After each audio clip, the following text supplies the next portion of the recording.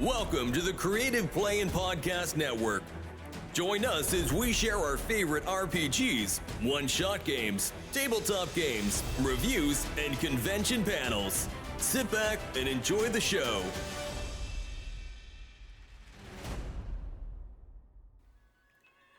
Hi, this is Kelly, aka Trixie from Ragnarok and Roll, a Scion to Ragnarok story, and Tilda Wimblewick from D&D Journey of the 5th Edition.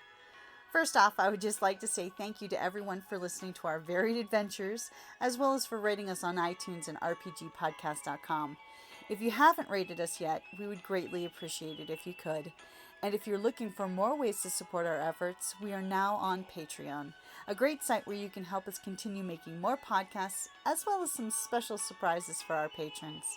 If you can, please look us up at www.patreon.com/cppn. Every little bit helps. And again, thank you for listening.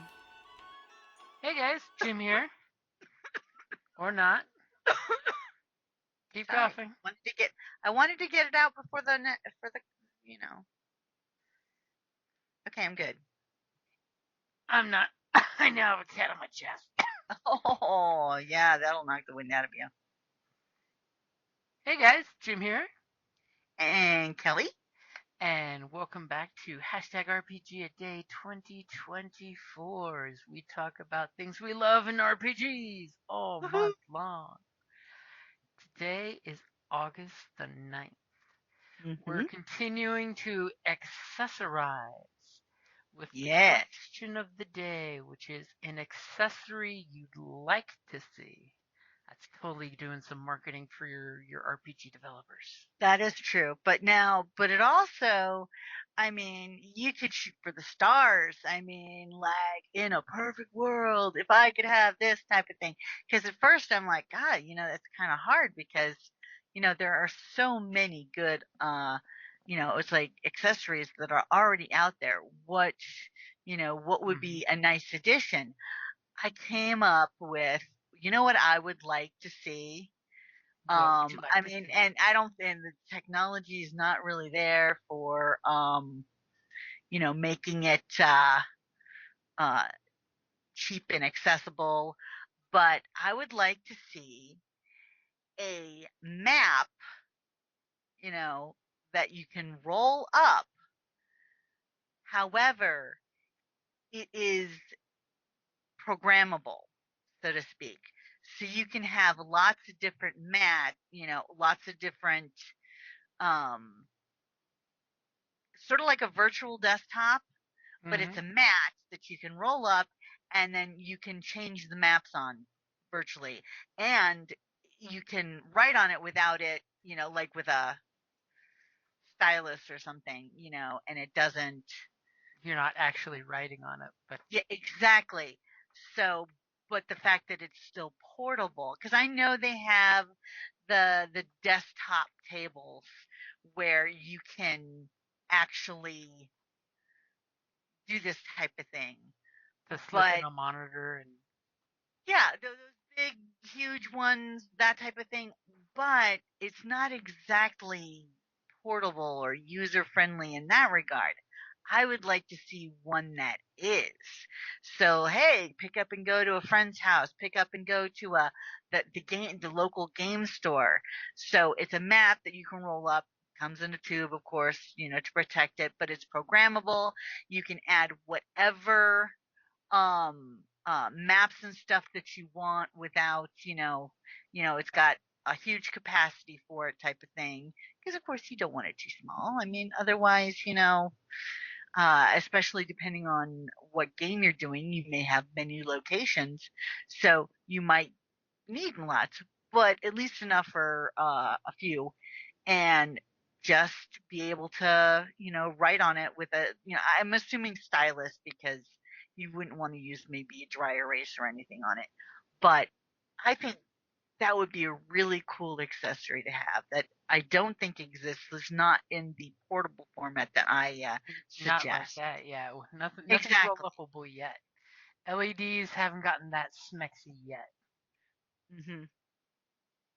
So, yeah, and yeah, because it's like, I don't know where the technology is with it, for the rolling one, because now we've got phones that can fold in half, for for crying out loud, with screens and stuff. But that doesn't mean they can roll comfortably or safely for uh but of course, if it's a loose enough roll, I don't see why it wouldn't be possible.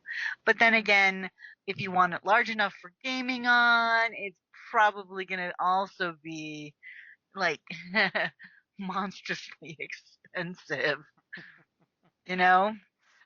That because that would be ridiculously sexy tech. Yeah. But we're talking, hey, this is a wish list. This isn't, a at least not yet. I It's mean, a wish list. So everything is imagined before it's conceived. exactly. So that's what I would kind of like to see. But again, you know, Hmm. I realize there are lots of restrictions and stuff for this. So how about yourself?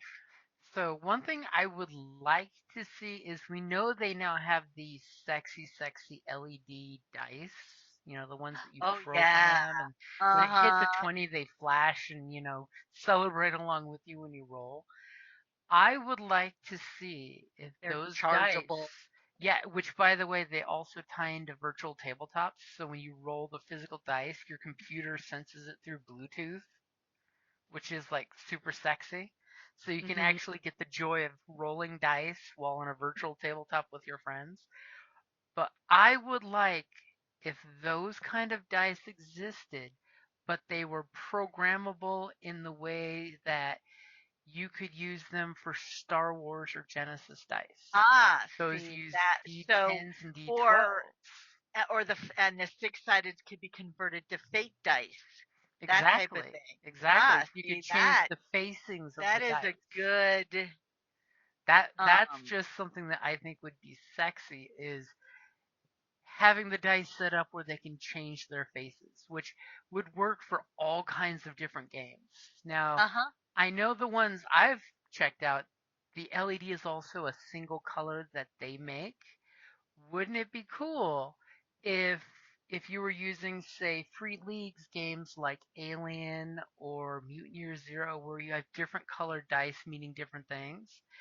If you could change the color of the numbers so that way the yellow dice have yellow numbers and the red dice have red numbers, the black dice has black numbers. Oh, I'd always want color options. Hmm. You know, changing out, absolutely. That would be That would be very cool. smexy tech. It And would be. That again, would be totally smexy deck. still have the cool ability that it does the dice rolls and can still Bluetooth the results to somebody, because that way you could, in theory, I mean, not that, like, I don't think Genesis or Disney would allow it to happen for Star Wars dice, but you could have your app do the math for you since you're rolling the positive and the negative dice. Uh-huh. I mean, granted, that would result in people buying a lot more sets. Let's just look at Star Wars. You need three D10s and you need, Mm-hmm. at least five D10s for your skills and, a couple D12s for the yellow and the red dice. But it would totally be a marketing deal. Think about it. You could sell the AKA Star Wars set for more than you would a standard polyhedral set. True. And it can't be that much harder to program something like colors or symbols. I mean, It would be that would be a very nice to have. That would be that oh could be the yeah, one sexy set of dice to rule them all. tech. I mean, if you bought the Star Wars or Genesis equivalent set, that would have most of the D20s you probably need. It would have most of the D6s that you need if it just comes with standard two black dice, two blue dice. There's four D6. That's what most folks use. That's true. That is very true. I mean, that would be sexy. I'm just saying. You are not wrong. I mean, that would be very cool to have. Maybe in the next decade we'll see something cool like that. And hey, it'll prevent any dice shortages like happened with the Star Wars dice for a while there from ever happening. Think of how That many is gaming because companies could come up with more custom dice that way. oh yeah, you could totally. I mean, and even then, you could also do the um just how with the regular polyhedral set you can have the customized ones where it's got fuck for the Oh, one for and yeah for the the you fuck know you or or fuck the me. or the uh elven dice or something, or they'll Mm, have like something the little pretty for logos and the symbols. the logo things. I mean, you could do so many different types of And then think about it. Different dice companies could, contribute the here's our company logo on the 20, for this set and give someone a free download for that. see, that's a good point. That would hmm be a very good way to do that. I mean, if D&D Beyond wants to sell you uber special dice sets for their virtual tabletop, you could actually give away special dice faces and stuff Uh-huh. like that. Just Yeah, just that an would be idea in a perfect world. in a perfect world. Or you hear that, manufacturers? Take these ideas. I hope you're listening to RPG a Day 2024. You get ideas. And if you steal this idea, by all means, it's freely given, but give me a set. Yeah. Oh, and another thing that would be really cool. I mean, since we're on this whole programmable kick, because of course, that pretty much would be the wave of the future, hmm is for you to have a miniature that you can just change. You can have one miniature, Oh, and you can remember, change. Yeah, technically well, that there exists. is That there one is I that showed one you. that it's kind of coming out. hmm Uh, um, but The I don't think it. holographic mini. Yeah, I don't think it's available yet or anything. It should be But or out by that, the or it's end of the just. year. They've actually been advertising on social media showing their product, but it's definitely not the finished look yet. But Uh-huh. yeah, that one I do love because you can And you can program. change it for whichever character you're playing in that game at that time, hmm which come on is badass. And it has a smexy feature that you can put a sound bite into it. So when you push down, it either Mm, makes like a sword slashy sound or an ugh sound or some little teeny tiny sound effects. that would be so cool. So cool. So I totally have my fingers crossed for their Kickstarter that they come out with the final cool look and because once they come out, people are going to be picking them up left and right, and they Hmm. have them for large size, medium, and unfortunately the small is only in the picture, not the actual. They can't make it small enough to be a small size because Okay. Like for, technology. yeah, but you just know that it's a Mm-hmm. halfling or a gnome or something, and Little gobby. hmm of course you could do a less uber version of that, which is just like uh one size or a standard size miniature kind of flat screen little like, and you can just change the picture and so it's sized to so you'll have lots of headroom if it's a small size, that type of thing. mm-hmm. But the sexy tech is out there. Hmm. So we can look forward to uh Seeing more more and of more this type options. of yeah. Meanwhile, your GMs like me are gonna have like a pocket full of nickels, and we throw them out on the map and say these are the bad guys, because we ain't gonna buy one of those special Uber $30 dealios.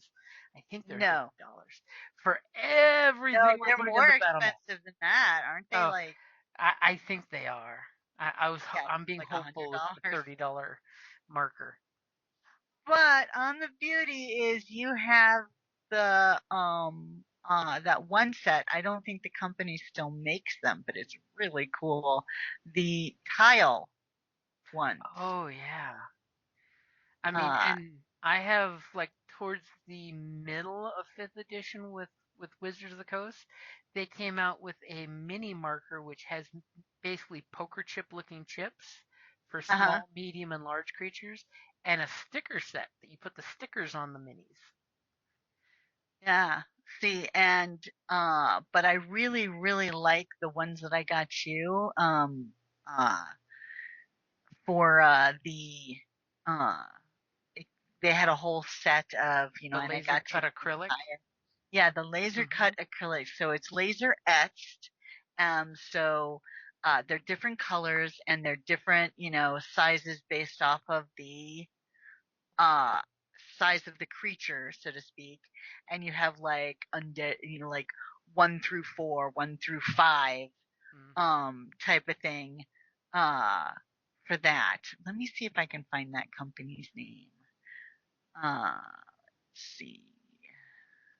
See now, of course, in a future time or place, everyone's going to have a 3D printer and a laser cutter in their house as a actual home accessory. And then you just, get the pattern and burn out your own right before game day.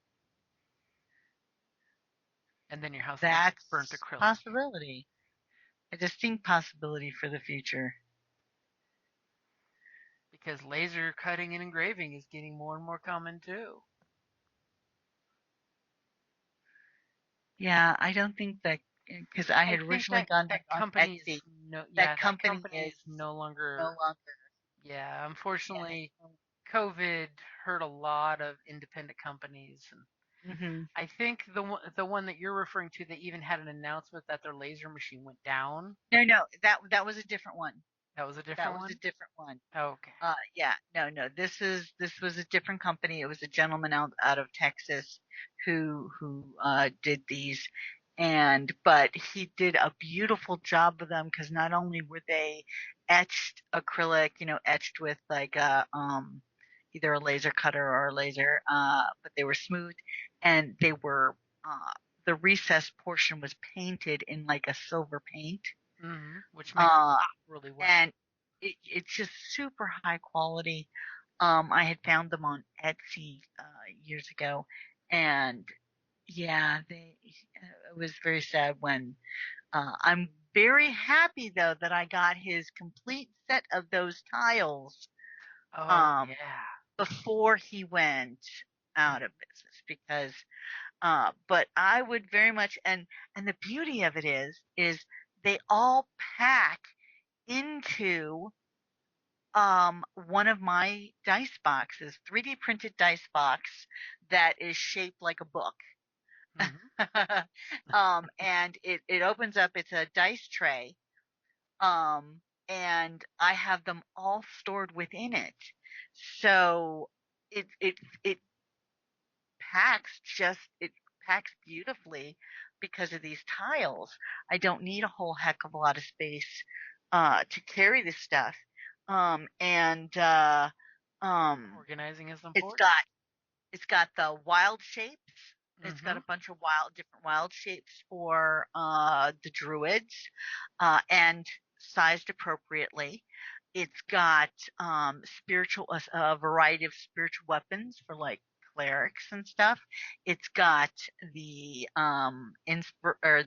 like bardic inspiration ones, Mhm. and because I got the whole set, I got the the er, the early one where you get the 6-sided die, but I also got like the 8-sided die, versions, and it's got bless for clerics. It's got uh like tokens for it even has a For all the dragon buff token spells. sized appropriately.